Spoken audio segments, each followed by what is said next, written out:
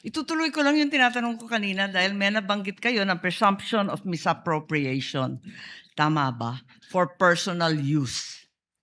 Based on the joint circular po, meron po. Oo, tama. Pagkatapos nun, tinitingnan ko yung joint circular at maliwanag that the presumption for misappropriation arises against the accountable officer. Di ba? Yes po. Against the accountable officer. Sino ang accountable officer? Maliwanag naman yung joint circular. Sa 3.1, sabi, yung officer whose duties permit or require possession of government funds. Hindi ba? Based on the joint circular po, may ganyang provision. Oo. So yung SDO talaga, yung Special Disbursing Officer has the possession, the custody. Tama yun, di ba? Yes po. O kung ganon, if the presumption na personal use, ayon sa 8.3 ng Joint Circular, failure of the accountable officer to liquidate any public funds is tantamount na nga to that presumption. Hindi Yes po po. ba? Yes po. So, ang tanong dito, sino ang accountable officer dito sa sitwasyon na to? Kasi ang liwaliwanag na hindi naman si Vice President ang payee. Hindi naman sinasabi na nasa kanya yung pera.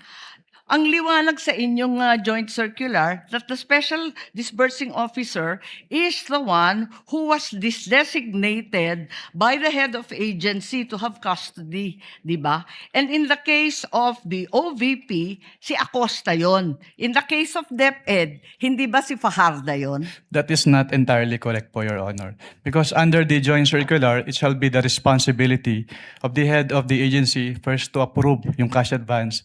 Pangalawa, to Oo oversee yung agency-wide utilization. Pangatlo, to ensure compliance with the joint Unresponsive circular. po. And also po, inattest din po ni OBP yung Unresponsive po.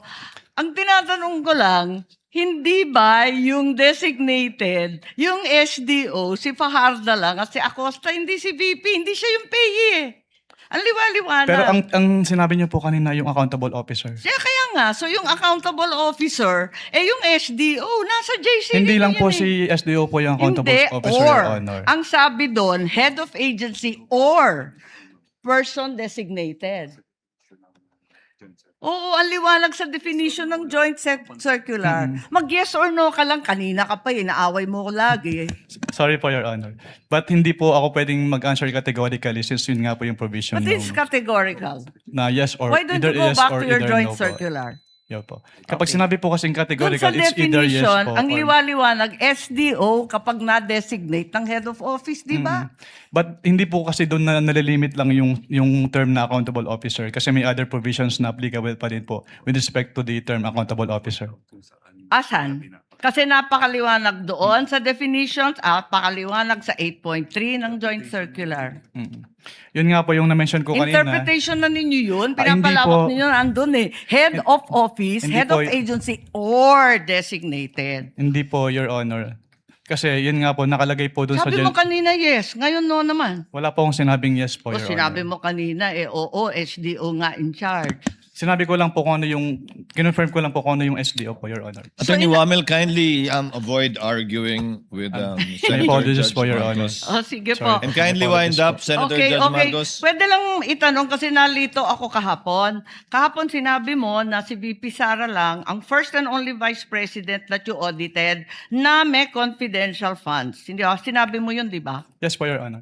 Tapos, kahapon, nung pinakita ng depensa, yung SARO na si VP Binay, noong 22 December 2014, may binigay na 6 million kay VP Binay ang DBM.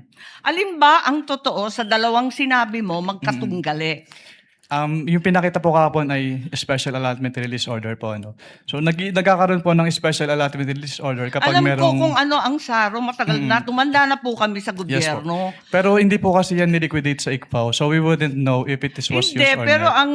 ang klaro, may katibayan na hindi ka isa-isang VP, si VP Sara. Your Honor, since hindi po nagsabit ng liquidation, Teka. hindi rin po... Teka, nandun ka na sa ICBAO noong 2014, sabi mo, di ba?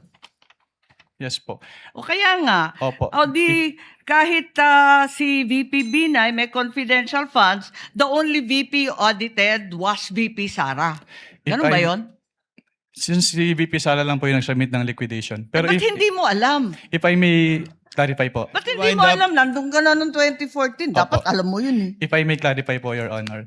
Since wala pong budget dun sa GAA as to confidential fund at hindi naman po nag-liquidate si BPB9 nung kanilang confidential fund. So hindi po namin alam kung ginamit at hindi na po nakarating sa Hindi, COA ang yung tanong, SARO po. nabigyan ng confidential funds, humingi at nabigyan. May SARO eh. We wouldn't know Yun if lang it is naman ang used po. tanong eh. Of course, you know, may SARO. Sinabi mo nga, totoo yung sarong yun. Anyway, alin ang totoo? Si VP Binay o si VP Sara? Talaga bang totoo yung dalawa o iisa lang? We don't know. Based on our records po, si VP Sara lang po yung may liquidation. So maraming we don't know ang COA? Ganun ba yun? Based on our records po, si VP Sara lang po yung nag-liquidate nung confidential fund. Eh may record nga ng SARO. Maraming salamat. Kindly wind up. Presiding Judge. Thank you, Senator Judge Marcos.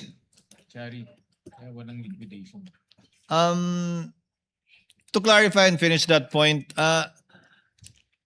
if there was no liquidation, there is nothing for COA to look at. But it's possible that indeed confidential funds were given to the former Vice President Binay. Yes po, Your Honor. So from your end, alam mo lang, wala kasi walang pinaliquidate sa inyo. Yes po. And wala din po siya sa GAA po ng 2014, Your Honor. Pero kung may SARO nga na pinakita sa iyo kahapon at mapatunayan nila, ibig sabihin nun, meron pero walang niliquidate sa inyo. Maaari po, Your Honor. Pwede po.